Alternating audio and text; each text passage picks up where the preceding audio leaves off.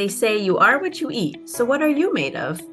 Making healthy food choices helps keep your body fit and strong, so learning how to read nutrition fact labels is the first step to making sure your body gets the proper nourishment.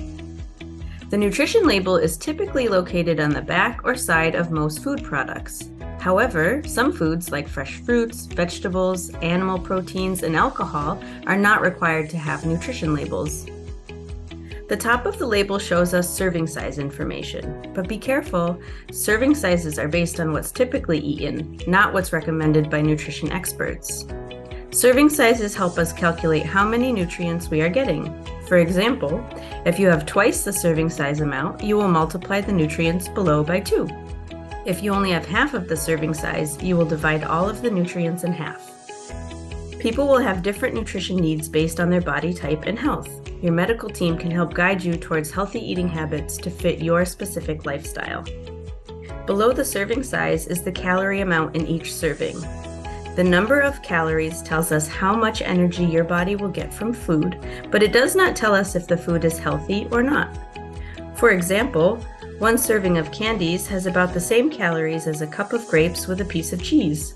However, grapes and cheese provide you with more nutrition than candies do. To understand how nutritious a food is, we need to look beyond the calorie count to the macro and micronutrients.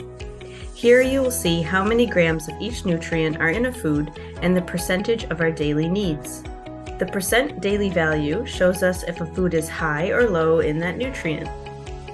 For example, if you're looking for heart-healthy choices, look for foods with a low daily value percentage of saturated fats, sodium, and total cholesterol.